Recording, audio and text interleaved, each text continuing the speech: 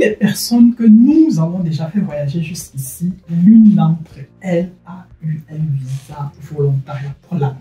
Si toi aussi tu veux venir en Allemagne pour faire ton volontariat, tu sais ce qu'il te reste à faire. Contacte-nous, nous allons te dire si oui ou non ton dossier présente plus ou moins des failles ou alors on peut plus ou moins aller sur le volontariat.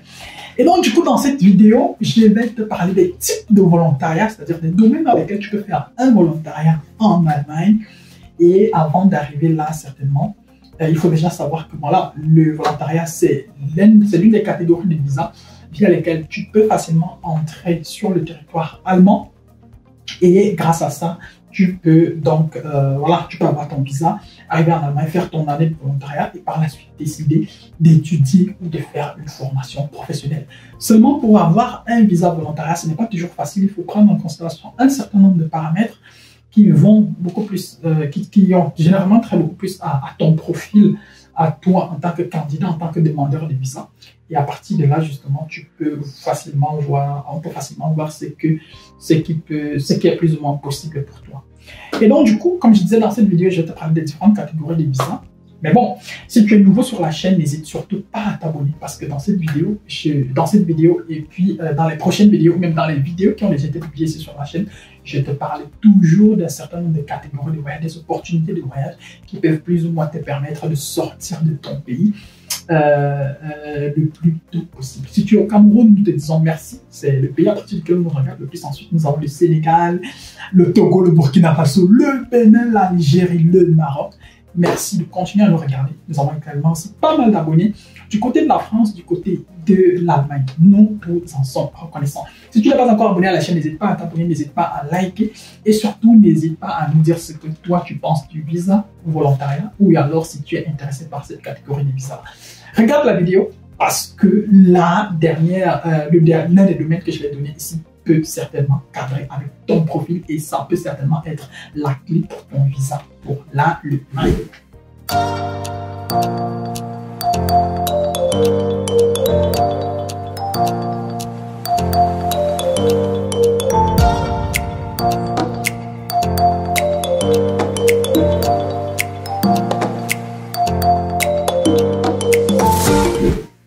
L'un des domaines où beaucoup de personnes peuvent venir faire le volontariat en Allemagne, c'est le domaine de l'éducation. Donc, toi qui es enseignant, je ne sais pas, du secondaire, du primaire, toi qui as peut-être un diplôme littéraire, peut-être même un diplôme universitaire, hein, c'est un domaine qui peut t'intéresser. C'est un domaine qui peut t'intéresser. C'est un domaine qui peut plus ou moins cadrer avec toi. Il suffit juste d'étudier la faisabilité et puis tu vas voir. Voilà. Parce que lorsque tu décides de demander, par exemple, un visa volontariat, il faut avoir en esprit une chose. C'est que quand tu vas arriver à l'ambassade, comment est-ce que tu vas justifier cela? Comment est-ce que tu vas leur expliquer le pourquoi est-ce que tu veux faire ce volontariat? Et c'est l'une des questions auxquelles nous, à notre niveau, on doit d'abord être capable de répondre. C'est-à-dire, avant que moi je ne prenne ton dossier, je dois moi-même être capable de répondre à cette question-là. Si je ne réponds pas à cette question-là, alors je ne vais pas prendre ton dossier parce que je sais que ça ne va pas marcher. Ça ne va pas marcher. Et donc, du coup, il est primordial de se dire que, bon, voilà, si on a par exemple un contrat dans le domaine de l'éducation, ça peut le faire parce que ça cadre avec ton profil, parce que ça peut marcher, parce que quand on regarde ton background, quand on regarde ton CV, tu as fait ci, tu as fait ça, et à partir de là, ça peut également se permettre. Maintenant, ce que tu dois par exemple aussi savoir, c'est quoi? C'est que le volontariat, on ne peut pas par exemple le faire à tout âge. Il y en a par exemple eu des personnes qui nous ont contactés et qui voulaient faire le volontariat par exemple à 42 ans. Dans la plupart des cas, il faut avoir moins de 30 ans pour pouvoir faire le volontariat. Il faut avoir moins de 30 ans pour pouvoir faire le volontariat. Et donc, du coup, voilà. Il faut également aussi prendre en considération cet aspect-là. Mais l'éducation, c'est clairement l'un des domaines qui peut plus ou moins t'intéresser si tu veux venir en Allemagne pour faire un volontariat. Le deuxième domaine dans lequel tu peux facilement faire un volontariat en Allemagne, c'est le domaine de la santé. Donc là, je m'adresse clairement aux personnes qui ont peut-être un diplôme en assistance, en tant qu'assistant de vie, peut-être en tant qu'infirmier, sage-femme et j'en passe. Vous pouvez facilement faire un volontariat en Allemagne dans le domaine de la santé, c'est-à-dire dans un hôpital, dans une clinique, dans une maison de retraite ou je ne sais pas trop. Donc, c'est clair, ou peut-être même dans une école de formation, hein, soit également si c'est possible, on peut faire une formation, pas une formation, mais on peut faire un volontariat dans l'un de ces domaines-là. Maintenant, ce que vous devez par exemple savoir sur le volontariat, c'est quoi? C'est que quel que soit X, on va vous exiger un niveau de langue minimal. Bon, dans la plupart des cas, on va vous exiger le B1. Et avec ça, vous pouvez donc arriver en Allemagne, vous pouvez faire votre volontariat. Maintenant, est-ce que ça va cadrer avec votre profil? Ça également aussi, il faut pouvoir répondre à cette question-là dès le départ. Il ne faut pas que vous vous engagiez sur un chemin alors que, voilà, il aurait été peut-être beaucoup plus stratégique, beaucoup plus logique de choisir autre chose où vous aviez peut-être un peu plus de chances d'obtenir votre visa pour l'Allemagne. Mais clairement, le domaine de la santé est un domaine assez prometteur parce que, bon, voilà, il y a des centaines et des centaines de cliniques, de maisons de retraite, pas même des milliers, hein, cliniques, maisons de retraite, hôpitaux en Allemagne. Et donc, du coup, cela multiplie également aussi les possibilités. Et l'un des avantages quand même avec le visa volontariat, c'est que bon voilà, il n'y a pas souvent trop de tracasseries. Le plus dur et le plus important étant ici de réussir à convaincre une structure, un employeur, qu'il vous signe un contrat. Et c'est avec ce contrat-là que vous irez à l'ambassade pour pouvoir demander votre visa. Maintenant, la question c'est comment faire pour obtenir le contrat de volontariat. Comment faire pour être plus ou moins certain qu'on est éligible? Comment faire pour mettre toutes les chances de son côté?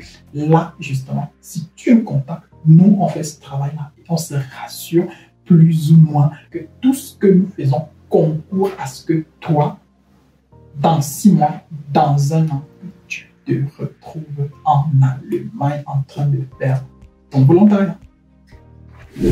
Un domaine où tu peux faire ton volontariat en Allemagne et pas des moindres, c'est pas parce que c'est le troisième que c'est le classement il est aléatoire, c'est moi qui l'avais juste fait comme ça. C'est le domaine du social.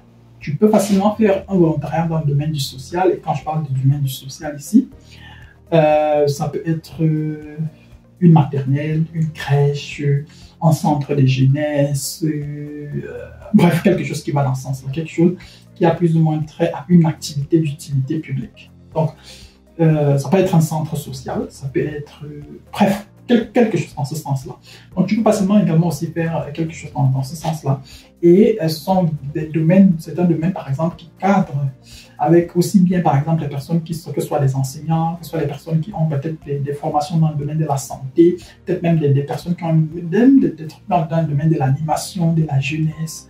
Dans ce sens-là, c'est beaucoup plus facile pour vous de justifier un certain nombre de choses. Parce que je dis toujours, le plus dur est d'avoir le contrat de volontariat, mais le plus important est de pouvoir obtenir le visa. Donc, il faut donc voilà, que dès le départ, avant même de commencer avec ce qui est beaucoup plus difficile, d'être plus ou moins certain que vous avez des chances de pouvoir obtenir votre visa. Donc, dans cette vidéo, comme j'ai dit, je t'ai parlé de l'éducation, je t'ai parlé du social, je t'ai parlé de la santé, qui sont pour moi les domaines primordiaux et les principaux domaines dans lesquels toi qui veux venir en Allemagne avec un visa volontariat, tu peux facilement obtenir ton contrat et donc ton visa.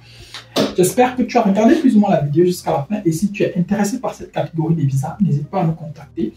Si tu as peut-être aussi ton avis à nous donner par rapport à cette thématique, par rapport à cette catégorie de visa, n'hésite pas à nous dire ce que toi tu penses des volontariats en Allemagne, de cette catégorie de visa, et nous serons ravis d'échanger avec toi, de partager aussi avec toi peut-être aussi voilà, notre expertise, notre expérience ou bien nos connaissances. Si tu as des questions, n'hésite pas à les laisser, hein, n'hésite pas à les laisser en commentaire et nous serons ravis d'y répondre.